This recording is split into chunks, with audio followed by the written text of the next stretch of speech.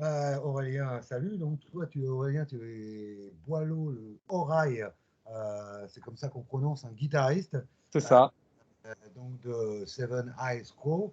La première question que j'ai envie de te poser, parce que il y a eu tellement de choses qui se sont passées ces 2 dernières années, tout le monde a été, enfin, surtout les musiciens ont été bloqués pour aller au concert, pour donner des concerts et le public pour aller au concert, justement. Là, tu as eu la chance de donner un concert, je crois que c'était le 11 septembre d'ailleurs, à Château de Montendre. C'est Euh, ça. donc, il y avait Dirty Chairs, Erotic Shelter, Club, donc c'est du côté d'Angoulême. Quel souvenir tu gardes de ce concert qui était peut-être le premier depuis bien longtemps, quoi. Ben, on a eu la chance de jouer dans un site médiéval fantastique. Et puis, on a eu la chance de découvrir la scène de Charente, parce que moi, je suis charentais, j'habite à Angoulême, et même si notre groupe est rapatrié sur Bordeaux, je connaissais finalement peu la scène du département où j'habite, et j'ai découvert aussi deux groupes très, très sympas avec qui on a sympathisé dont j'ai bien aimé la musique et le set vivant. Donc voilà, c'était une très belle soirée, à la fois parce que le lieu est magique, le château de Montendre avait un petit côté magique, et Ouais. puis aussi parce qu'on a joué avec des artistes très intéressants et très sympas. Quel effet ça t'a fait justement de revenir sur scène après pratiquement 2 ans, un an et demi enfin, je sais pas quand est-ce que tu as donné le dernier concert avant tout ça, mais est-ce que tu as ressorti quelque chose de spécial? Est-ce qu'il se passait il y avait un petit truc différent par rapport à d'habitude? Oui, ben en fait, on oublie le plaisir que c'est la scène la journée, c'est toujours les balances, tout ça, c'est très très long et on se dit, oh là là, tout ça, tout ce travail, tous ces kilomètres. Et puis après, une fois que ça démarre et que le public réagit et que ça commence à applaudir, on oublie tout ça. Et oui, oui, on redécouvre. En fait, à chaque fois qu'on joue sur scène, on redécouvre le plaisir que c'est. Et on a besoin de ça pour se motiver pour toutes les contraintes qui sont autour, hein, parce qu'il y a quand même beaucoup de contraintes autour d'un concert, hein. C'est une journée entière, des kilomètres de voiture, une bière chaude en plein soleil pendant les balances. Voilà. Oui, il y a mieux hein, pour la bière. Oui, oui, non, mais bon, voilà. Et puis surtout, là, c'était un concert en plein air. Ça faisait longtemps qu'on n'avait pas fait un concert en plein air. Et les concerts en plein air nécessitent beaucoup de matériel pour que ça soit bien, en fait. C'est vrai qu'un concert en plein air, il faut une grosse sono pour parler très crûment. Et là, il y avait vraiment, on était pris en charge de manière très professionnelle et il y avait ce qu'il fallait. Et ça, c'est bien parce que c'est plus facile de sonoriser une salle qu'une scène en plein air. Et là, il y avait vraiment des gros moyens techniques. C'était très agréable. Comment tu décrirais justement le groupe sur scène, pour tous ceux qui ne vous ont pas vu sur scène? Qu'est-ce que vous essayez de transmettre au public? Qu'est-ce que vous essayez de développer sur scène en tant que groupe? Alors, en fait, sur scène, on a, si tu as pu le constater, là, l'EP qu'on a sorti, c'est de la musique assez complexe, des morceaux Ouais. assez longs avec des changements. Et pour être très honnête, nous, les musiciens, on est quand même assez concentrés sur scène pour que l'exécution soit la meilleure possible. Et donc, du coup, la contrepartie de cette concentration et de cette exécution fait que le jeu de scène est peut-être moins présent qu'il a pu l'être par le passé où on avait des morceaux plus simples et on pouvait se permettre de sauter partout. Voilà, non, je pense qu'effectivement, on est un groupe à chanteurs, pour faire très simple. Et de manière générale, les quatre musiciens que nous sommes, on n'est pas en retrait, mais on est concentré sur notre exécution. Et voilà, et parce qu'on est un groupe avec un chanteur très mélodique, qui capte rapidement l'attention du public, parce que bah, il a du charisme, il a une belle voix. Nous, on est un peu en retrait derrière tout ça, et c'est un peu lui le frontman, c'est lui qui fait le show en fait. Donc, je veux pas lui donner tout le crédit du concert, mais c'est vrai que le concert repose beaucoup sur la prestation du chanteur parce qu'on voit bien que le public a beaucoup d'œillades rien que pour lui. Est-ce que, justement, toi, en tant que guitariste, qu'est-ce que c'est pour toi un bon concert? Un concert où vraiment tu sors et tu es vraiment heureux d'avoir donné le concert. Je suppose aussi il y a des moins bons, enfin moins agréables, il y a toujours des petits soucis. Mais pour toi, un bon concert, qu'est-ce que c'est? Bah, un bon concert, c'est généralement quand les groupes avec lesquels on joue, parce qu'il y a le retour du public, ça c'est un fait. Il y a toujours des gens qui aiment, il y a toujours des gens qui n'aiment pas, c'est comme ça, c'est la vie. Mais quand les groupes avec qui on joue et qui sont des musiciens, qui sont nos pairs, entre guillemets, Ouais. quand nos pairs viennent nous dire waouh, là j'ai pris une claque, voilà, ça me fait plaisir. Et moi aussi, je le dis assez régulièrement. Là, par exemple, à ce concert à Montendre, je suis allé voir le premier groupe, la Dirty Shades, ils ont 20 ans. Et je suis allé les voir en leur disant, mais moi, si j'avais eu la maturité musicale que vous avez à 20 ans, voilà, vous m'avez impressionné à la fois par la qualité de vos compositions et de votre maturité musicale. Et voilà, pour moi, un bon concert, c'est des bonnes rencontres. Et c'est vrai que la discussion avec le public est intéressante, mais quand on fait des concerts où il y a plusieurs groupes, et moi j'adore les festivals ou les concerts où il y a plein de groupes, les échanges avec les autres musiciens, c'est ce qui fait le petit plus qui fait qu'un concert est mémorable. Alors là, en fait, vous revenez avec vous avez déjà fait un album, vous avez fait un EP avant, et là, Mm. vous revenez avec cet EP, c'est un EP, hein, puisqu'il y a 5 Oui, titres, ouais. qui est assez long quand même, hein, qui fait 27 minutes, quelque chose comme ça. Il s'appelle Icarus. Déjà, j'ai envie de te demander comment vous avez travaillé sur cet EP au niveau des compositions. Est-ce que ça s'est étalé sur le temps? Et comment vous travaillez en tant que groupe pour l'écriture des morceaux? Alors en fait, on a une formule qui est là depuis le début et qui a jamais évolué. L'un des musiciens apporte une idée plus ou moins avancée. Et cette idée, elle est reprise en totalité par le groupe qui réécrit, qui brode, qui peaufine, qui améliore. Donc on part d'un canevas et on essaie de transformer le morceau en un morceau de Seven Eyed Crow. Il se trouve que là, pour cette EP, il y a deux choses qui ont changé. La première, c'est que à la suite de l'album qu'on a fait, le bassiste Thomas nous a quittés et on a récupéré un nouveau bassiste en la personne de Johan. Et donc, il y a Ouais. l'arrivée de ce nouveau musicien. Ça a un peu modifié la mayonnaise, l'équation musicale. Et la deuxième chose, c'est que on a très vite composé 5 morceaux et après la crise Covid nous a considérablement empêché de nous voir parce que bon, comme je te l'ai dit tout à l'heure, j'habite à Angoulême, les répétitions sont à Bordeaux, il y avait des confinements, il y avait des gens malades, dès que quelqu'un était malade, on avait peur du Covid, répéter avec des masques, c'était pas bon, bref. Donc c'était compliqué pour tout le monde et rapidement on s'est aperçu qu'on aurait du mal à écrire de nouveaux morceaux. Donc il y a eu ces deux éléments qui ont modifié un petit peu notre façon de travailler, mais elle reste globalement la même. Un des musiciens amène une idée à 40, 50, 60%, et après le groupe modifie, transforme cette idée et fait en sorte qu'elle s'homogénéise pour devenir une composition de groupe, hein. Mhm. Alors, tu me parlais justement, ouais, vous avez un nouveau bassiste qui vient tout juste d'arriver, en tout cas pour cette EP, hein. Qu'est-ce que tu penses qu'il a apporté justement quand on a un changement de musicien comme ça, qui vient avec son univers musical, forcément, qu'est-ce que tu penses qu'il vous a apporté pour cette EP? Alors, Johan, il nous a apporté beaucoup, ça c'est évident. Il nous a apporté un bagage plus rock, hein, même si c'est un bassiste qui a beaucoup de groove. Le bassiste précédent était plus centré sur une basse en retrait et plus groovy, et lui, il a amené une basse plus rock, plus présente. Et pour autant, il a été tout à fait capable, sur plein de moments, d'avoir des lignes de basse très très simples, en binaire, à suivre la tonalité principale.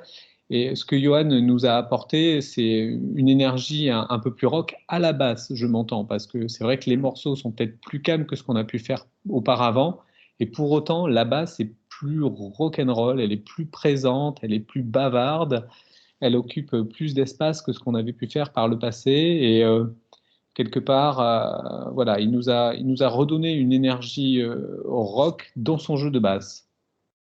Est-ce que, alors on en parlait un peu, donc je suppose que tout a été, tu me disais, tout a été chamboulé par la crise sanitaire.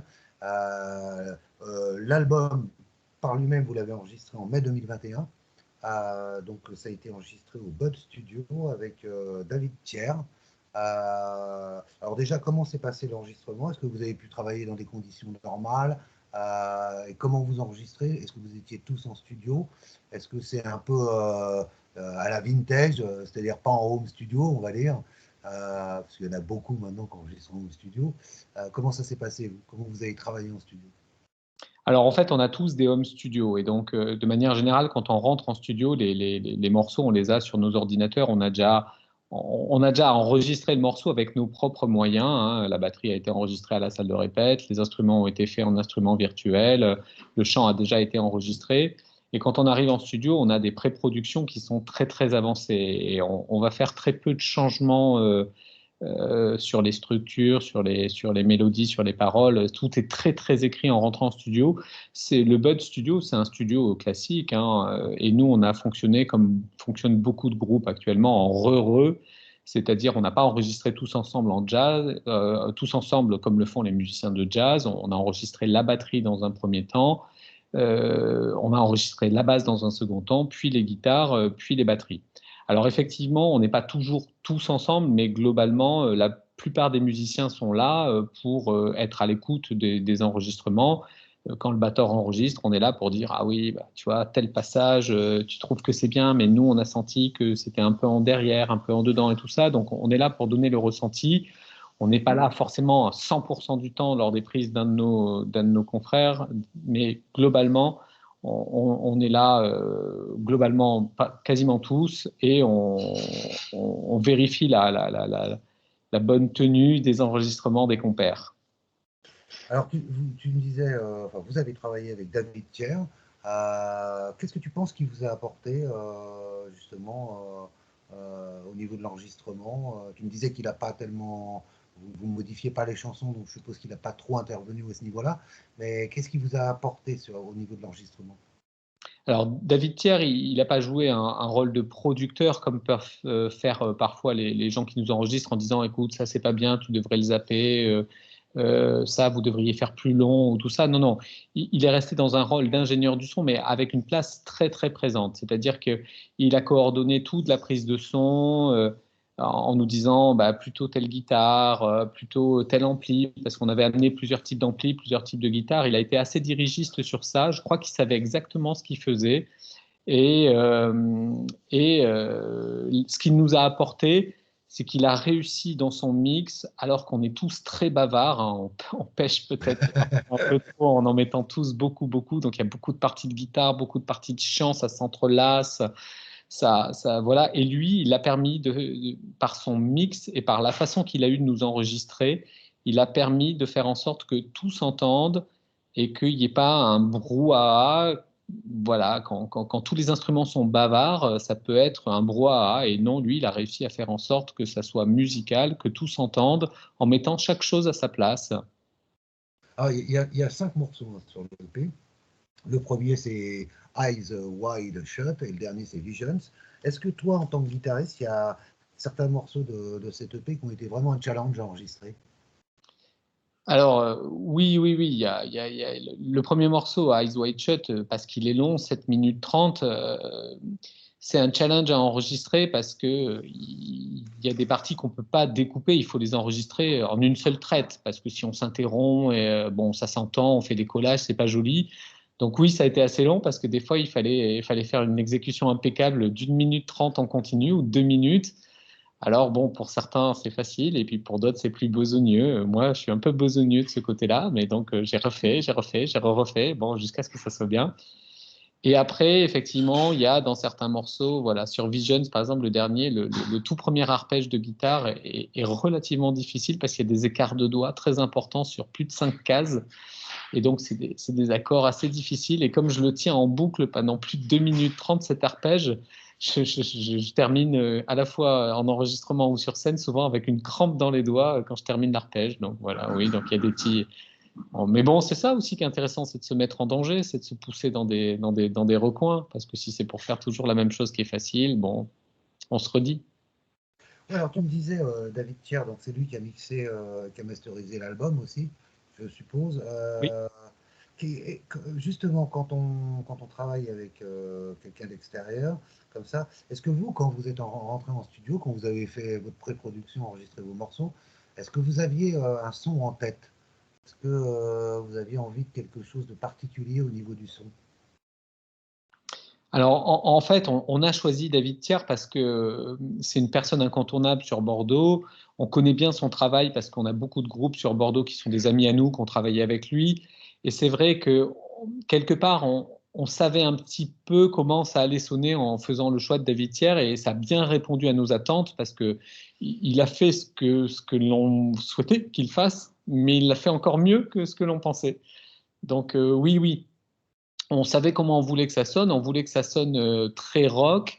On voulait pas forcément que ça sonne archi métal.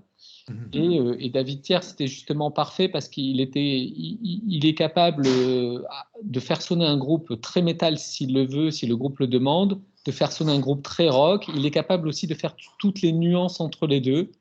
Et nous, on est un peu dans ce no man's land où ça se décide pas forcément vraiment d'un côté ou de l'autre. Bah, le rock progressif, c'est ça, hein. Il y a des groupes de rock progressif qui sonnent des fois très métal, d'autres qui sonnent pas du tout métal, mais ça reste une même famille. Et David, c'était bien parce qu'il a réussi à saisir les nuances qu'il y avait entre ces deux grands écarts. Alors, donc sur 5 morceaux, le choix est réduit pour les singles, hein. Vous avez choisi To My Old Men, donc qui est le 4e morceau. Est-ce que ça prend du temps de choisir un morceau qui va représenter l'album, enfin l'EP, hein, qui va représenter l'EP, ou alors est-ce que c'était une évidence pour vous que ce soit ce morceau-là, To My Old Men? Bon, ça a été une évidence parce qu'une fois qu'il a été enregistré, on trouvait que c'était celui qui sonnait le mieux. Et puis surtout, il y avait une dimension dans les paroles, puisque c'est un texte que Jay a dédié à son père qui venait de décéder. Donc pour toutes ces raisons, à la fois c'était celui qui sonnait le mieux et celui où il y avait un investissement émotionnel peut-être un peu plus important que les autres. Voilà, non, ça n'a pas été long, c'est devenu rapidement une évidence. Donc là, tu me disais, j'allais te demander quel est le thème du morceau au niveau des textes. Et, qui écrit les textes, justement? C'est votre chanteur principalement? Alors Jay écrit ses textes en autonomie et de manière générale sur les textes on n'a rien à redire, hein. C'est-à-dire qu'il nous les fait lire. Alors des fois c'est en anglais, il nous les traduit parce que bon, il connaît mieux l'anglais que nous. On a besoin parfois qu'il nous les traduise, mais de manière générale on n'a jamais eu rien à redire sur les textes. Ça nous satisfait toujours. Soit c'est des textes très personnels et là par pudeur on n'a rien à dire sur le sujet intime qu'il développe. Soit c'est des idées philosophiques ou des questions d'avenir et on est un peu en phase avec lui sur ces choses-là, sur ces questionnements-là. On a beaucoup d'homogénéité sur les visions sociétales dans le groupe. On voit tous un peu les choses de la même manière. Donc quand Jay écrit, il parle pour lui, mais il parle aussi pour nous. Est-ce que justement sur ces 5 titres, 5 textes, donc, est-ce qu'il y a un texte qui, toi, te touche plus profondément, en tout cas, qui t'interpelle plus,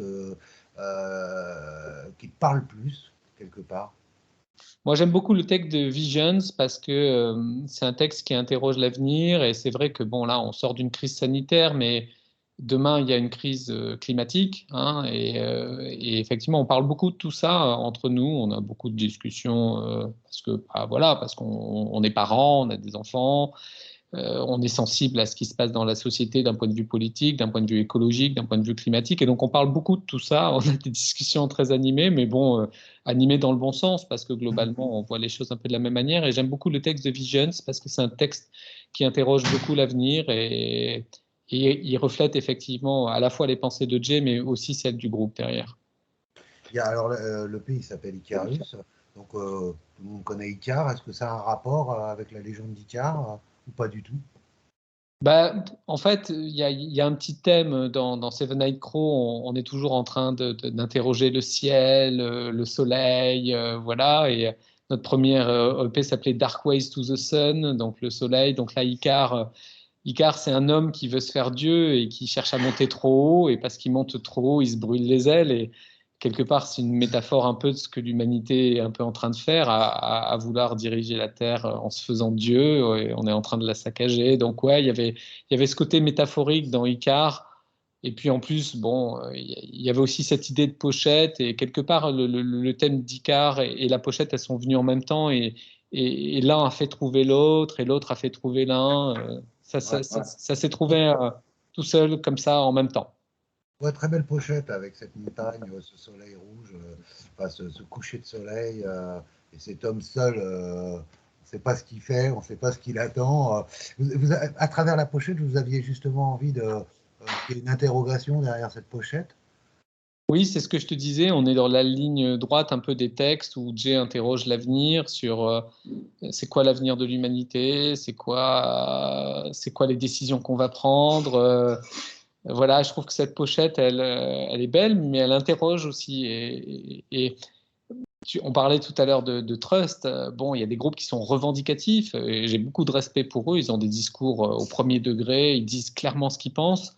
Je pense que Jay, il écrit pas comme ça. Il écrit de manière métaphorique. C'est un peu plus poétique. C'est soumis à l'interprétation de celui qui l'écoute. Et il y a beaucoup de questionnements. Alors, on parlait de Johan qui vient d'arriver dans le groupe. Justement, j'avais envie de te demander, quand on cherche un musicien, quand on perd un bassiste, est-ce que c'est difficile de retrouver un nouveau musicien? Et quelles sont les qualités que vous recherchez à travers un musicien? Alors, c'était difficile à la fois parce que bah, c'était un très bon bassiste et puis surtout, c'était un ami. Thomas qui est parti, c'est mon meilleur ami et ça faisait 15 ans que je jouais de la basse avec lui. Mais bon, on a compris que les décisions dans sa vie personnelle et professionnelle nécessitaient ce départ. Donc oui, c'est toujours difficile de perdre un musicien qu'on apprécie, avec qui on aime jouer. Johan, c'était une évidence parce que sur la scène bordelaise, ça faisait très longtemps qu'on se connaissait. Il avait eu des groupes et à travers les groupes qu'il avait eus, on savait toute la qualité de composition et sa qualité de compositeur qu'il avait. Et très rapidement, après le départ de Thomas, on a demandé à Johan, c'était une évidence sur le casting. Et qu'est-ce qu'on demande à un musicien? Ben, on lui demande de l'ouverture et Johan avait cette ouverture parce que nous, on est dans des univers où on brasse plein de musique et où on se donne aucune limite de manière générale, même si à la fin, il faut quand même arriver à faire quelque chose qui ait du sens et qui ait une identité. Mais de manière générale, on n'aime pas se donner des limites. Si demain, on veut mettre du saxophone sur un morceau, on en mettra. Et Johan avait ces qualités-là. Bon, en l'occurrence, on n'a toujours pas mis de saxophone, mais ça viendra.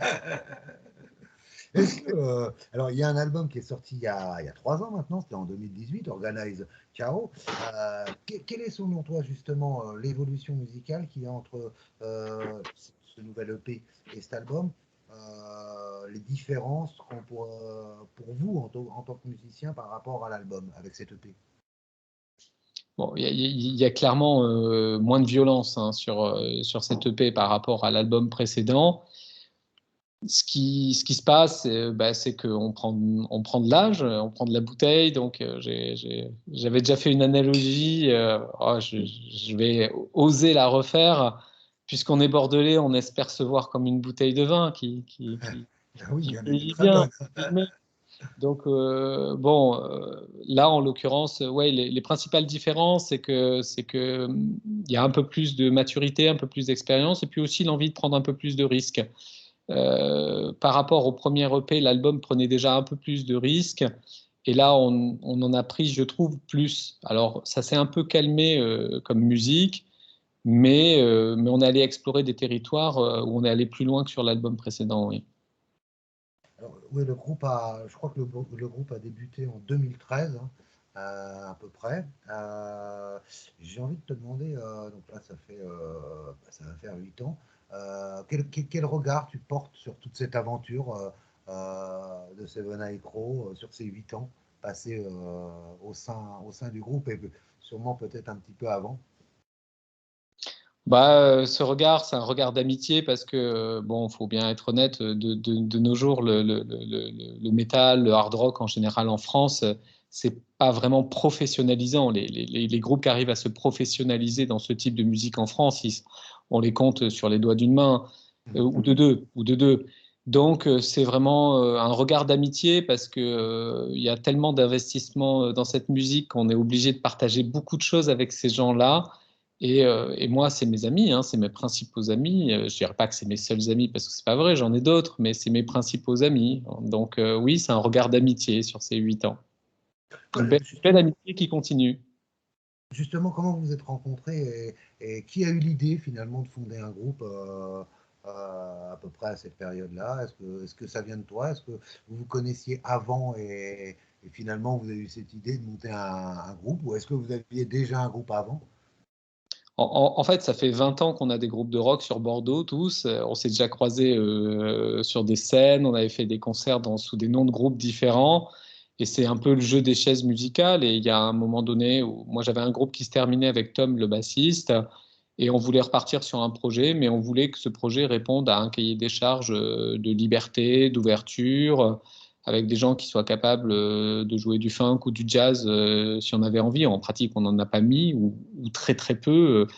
Mais voilà, on voulait être capable, ça faisait partie du cahier des charges, d'avoir cette ouverture, de ne pas dire, bah non, là, ça c'est un passage jazz, on ne met pas. Bah non, si on a envie de le mettre, on le met. Donc c'était le cahier des charges. Et après, bah, c'est le biais des gens qui étaient disponibles, qui ne l'étaient pas. Mais bon, on se connaissait globalement de groupes précédents, hein. C'est un peu le milieu du rock metal bordelais, c'est un peu les mêmes personnes depuis 20 ans. Ça se passe comment justement à Bordeaux? Est-ce que c'est facile dans le style que vous pratiquez, qui est du prog rock, qui n'est pas super métal, on va dire, mais est-ce que c'est difficile, c'est compliqué? Ah, mais c'est pas compliqué. Il y a pas de scène métal à Bordeaux. C'est-à-dire, le seul public de métal à Bordeaux, c'est les musiciens de métal. Alors, alors après, il y a une école de musique à Bordeaux qui est une belle école qui s'appelle le SIAM. Et parce que c'est une école de musique très technique, il y a beaucoup de gens qui se tournent vers le métal parce que le jazz ou le métal, c'est un exutoire pour musiciens techniques, entre guillemets. Mais il y a pas de public métal à Bordeaux. Bordeaux, c'est une belle scène reggae, c'est une belle scène rock, Noir Désir. Voilà, donc, il y a une belle scène rock, il y a une belle scène reggae, mais il y a pas de public métal. À Marseille, il y a du public métal. En région parisienne, il y a du public métal. On l'a vu par la suite. Bon, alors après, il y a quand même, voilà, à 200 km au sud de chez nous, dans les Landes, on a eu Gojira. Donc bon, même si effectivement il n'y a pas de public métal, ça n'empêche pas que des groupes puissent apparaître et qui développent leur carrière quand même, hein. Donc, mais oui, c'est dur le métal à Bordeaux. La mairie a fermé toutes les scènes en centre-ville qui faisaient du bruit. Et donc, il n'y a plus que des petites scènes en périphérie de la ville. Oui, oui, c'est très dur de faire vivre du métal à Bordeaux, ça c'est sûr, hein. Et même le rock, ça commence à devenir dur aussi. C'est le groupe, il s'appelle Seven Eye Crow. Qui a eu l'idée de ce nom le corbeau aux 7 yeux? 7, c'est un chiffre mythique aussi, hein, mais qui a eu cette idée? Oh, c'est venu d'un délire, là. Je crois qu'il n'y a pas beaucoup besoin d'intellectualiser le truc. C'est venu d'un délire et puis on l'a gardé. Et puis surtout, derrière le délire, ça a donné d'excellents graphismes. Et parce que l'identité visuelle était bonne, voilà, on a gardé le nom, mais je crois qu'il voilà, il n'y a pas, il y a pas vraiment à intellectualiser le truc. On a trouvé ce nom-là et on a trouvé un beau graphisme derrière. On s'est dit, allez, on garde. Ouais, vous avez fait un bon choix quand même. Justement, à propos de on parlait de la scène à Bordeaux, enfin la scène qui n'existe pas à Bordeaux, mais toi, comment est née ta passion pour le rock prog? Tu me parlais aussi de jazz, influence jazz, fusion. Est-ce qu'il y a un groupe qui a été vraiment déclencheur? Je suppose, un peu comme tous, quand on est petit, il y a un album qui nous met dedans, comme on dit. C'était quoi, toi? Bah, moi, j'ai 43, donc quand j'avais 15 ans, il y a eu Nevermind de Nirvana qui est sorti. Et puis, bah, j'écoutais de la variété française, Madonna et Michael Jackson. Et puis, un jour, il y a un copain qui arrive à mon anniversaire et qui m'offre une cassette en me disant, écoute, tu vas voir, c'est d'enfer. Et voilà, et donc ça m'a mis le pied au rock, aux manières générales. Alors, pas forcément au rock progressif. Là, le rock progressif, c'est un truc de peut-être de quelqu'un qui a envie, après 20 ans dans le rock, d'explorer des choses un peu plus complexes ou un peu plus libres. Mais de manière générale, oui, moi, j'ai mis le nez dans le rock quand j'avais 15 ans et je m'en suis jamais remis.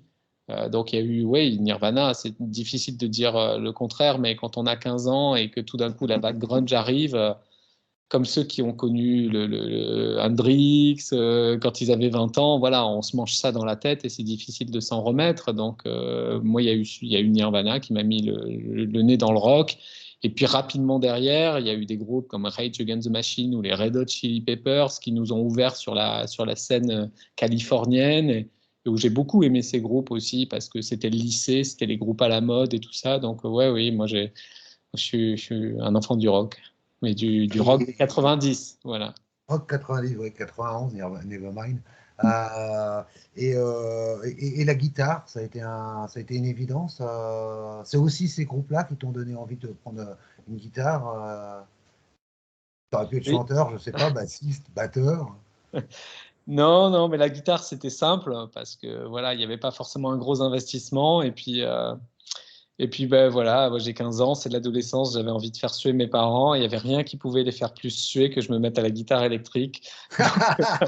Donc c'était, voilà, mon père voulait faire de moi un sportif de haut niveau et j'ai fait de la musique parce qu'à l'époque, voilà, je faisais mon rebelle, c'est comme ça.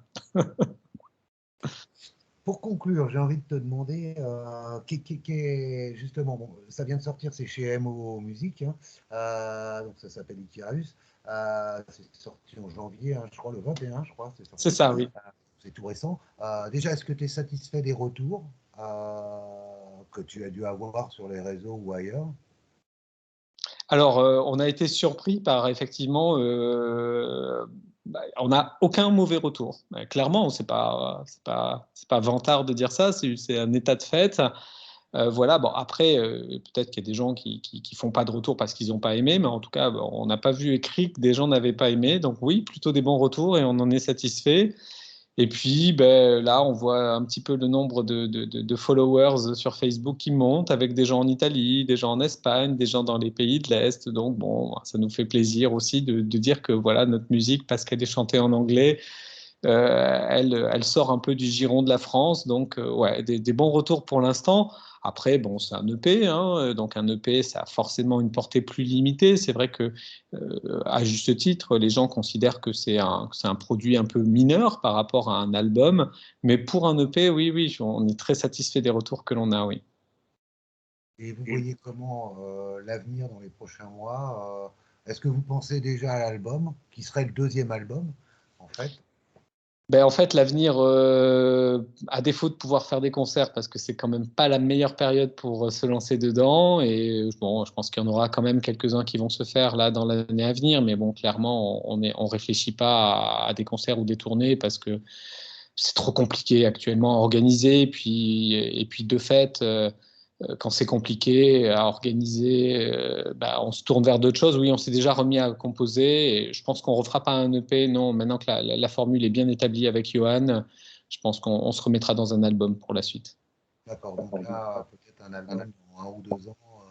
En tout cas, c'est votre futur. C'est l'état d'esprit dans lequel vous êtes. Voilà, l'état d'esprit, effectivement, c'est de continuer à composer. À défaut de pouvoir jouer, ben, on va recomposer. Et donc, ouais, l'état d'esprit, c'est de faire quelque chose, mais cette fois-ci, à nouveau un album. Je sais pas, pour conclure, tu as envie de rajouter quelque chose qui te paraît important, en tout cas, tu as envie que les gens comprennent par rapport au groupe, par rapport à l'EP, par rapport à votre musique, par rapport à tout ce que vous avez envie de transmettre. Bah, moi, j'ai juste envie de dire pour conclure que bah, le rock, c'est pas fini, hein. Et je dis ça parce que Heureusement. effectivement, on voit la jeune génération qui écoute beaucoup d'électro, qui écoute beaucoup de rap, mais voilà, le rock, c'est une musique qui est capable de se réinventer tous les 4 matins. Moi, je prends des claques musicales encore, même après écouter 30 ans de rock. Et je pense que c'est une musique qui est capable de se réinventer. Et voilà, je pense qu'il y a encore une longue vie au rock'n'roll. Bah, écoute, merci beaucoup pour l'interview, en tout cas. Merci à toi, en tout cas, merci de ton interview. Et longue vie à Seven Eye Crew. Merci à toi.